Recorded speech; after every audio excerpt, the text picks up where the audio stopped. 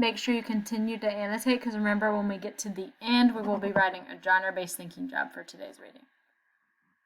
As I returned from my trip to her desk, I noticed the first graders anxiously watching the disappearing pile. Miss Crocker must have noticed them too, for as I sat down, she said, "Don't worry, little ones, there are plenty of readers for you too. See there on Miss Davis's desk?" Wide eyes turned to the covered teacher's platform directly in front of them, and an audible sigh of relief swelled in the room. I glanced across at Little Man, his face lit in eager excitement. I knew that he could not see the soiled covers or the marred pages from where he sat, and even though his penchant for cleanliness was often annoying, I did not like to think of his disappointment when he saw the books as they really were. But there was nothing that I could do about it, so I opened my book to its center and began browsing through the spotted pages. Girls with blonde braids and boys with blue eyes stared up at me.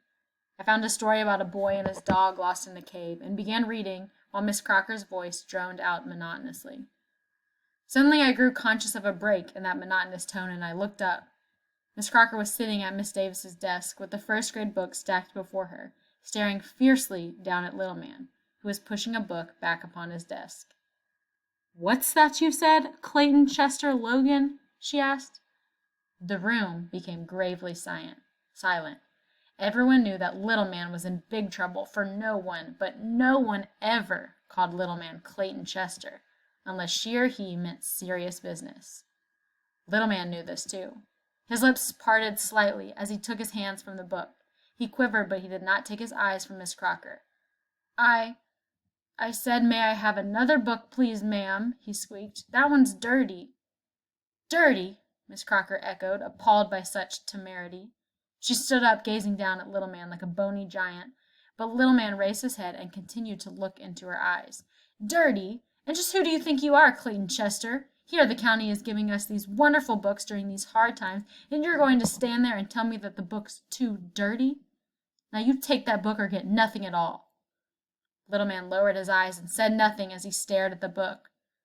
For several moments he stood there, his face barely visible above the desk. Then he turned and looked at the few remaining books, and seeming to realize that they were as badly soiled as the one Miss Crocker had given him, he looked across the room at me. I nodded, and Little Man, glancing up again at Miss Crocker, slid the book from the edge of the desk, and with his back straight and his head returned to his seat. Miss Crocker sat down again. "Some people around here seem to be giving themselves airs. I'll tolerate no more of that," she scowled. "Sharon Lake, come get your book."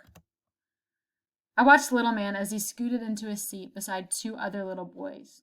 He sat for a while with a stony face looking out the window. Then, evidently accepting the fact that the book in front of him was the best that he could expect, he turned and opened it. But as he stared at the book's inside cover, his face clouded, changing from sulky acceptance to puzzlement. His brows furrowed. Then his eyes grew wide, and suddenly he sucked in his breath and sprang from his chair like a wounded animal, flinging the book onto the floor and stomping madly upon it. Miss Crocker rushed to Little Man and grabbed him up in powerful hands. She shook him vigorously, then set him on the floor again. "Now just what's gotten into you, Clayton Chester?" But Little Man said nothing. He just stood, staring down at the open book, shivering with indignant anger. "Pick it up," she ordered. "No," defied Little Man. "No? I'll give you 10 seconds to pick up that book, boy, or I'm going to get my switch." Little Man bit his lower lip, and I knew that he was not going to pick up the book. Rapidly, I turned to the inside cover of my own book and saw immediately what had made Little Man so furious. Stamped on the inside cover was a chart which read, "Property of the Board of Education, Spokane County, Mississippi, September 1922. I want you to pause right here and take a second to look at this part of the book. You can see what Little Man was looking at and try to figure out what made him so angry. Take a few seconds to look over it.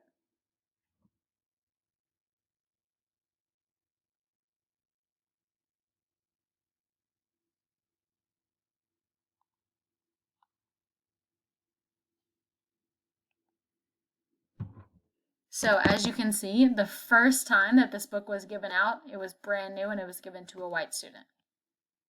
The next year, it was still in excellent condition and it was given to another white student.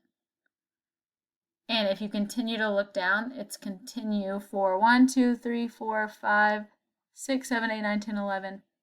11 years was given to white students. Now that the book is 12 years old and in very poor condition, as Cassie described, it was given to black students. And this is why Little Man was so angry and refusing to accept his book. The blank lines continued down to line 20, and I knew that they had all been reserved for black students. A knot of anger swelled in my throat and held there. But as Miss Crocker directed Little Man to bend over the whipping chair, I put aside my anger and jumped up. "Miss Crocker, don't, please," I cried. Miss Crocker's dark eyes warned me not to say another word. "I know why he done it." "You want part of this switch, Cassie?" "No'm," I said hastily. "I just want to tell you how come Little Man done what he done." "Sit down," she ordered, as I hurried toward her with the open book in my hand. Holding the book up to her, I said, "See, Miss Crocker? See what it says? They give us these old books when they didn't want 'em no more." She regarded me impatiently, but did not look at the book. "Now how could he know what it says? He can't read." "Yes'm, he can. He been reading since he was 4. He can't read all them big words, but he can read them columns. See what's in the last row. Please look, Miss Crocker." This time Miss Crocker did look, but her face did not change. Then, holding up her head, she gazed unblinkingly down at me. "See what they called us?" I said, afraid she had not seen. "That's what you are," she said coldly. "Now go sit down." I shook my head, realizing now that Miss Crocker did not even know what I was talking about. She had looked at the page and had understood nothing. "I said, sit down, Cassie." I started slowly toward my desk, but as the hickory stick sliced the tense air, I turned back around. "Miss Crocker," I said, "I don't want my book neither." This part right here is the resolution, so I want you, when you're thinking of the resolution, to go back to this page. The switch landed hard upon Little Man's upturned bottom. Miss Crocker looked questioningly at me as I reached up to her desk and placed the book upon it.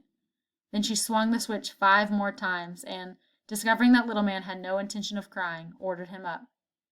"All right, Cassie," she sighed, turning to me. "Come on and get yours." Pause right here. Go ahead and write your genre-based thinking job on some paper before you turn it into the form.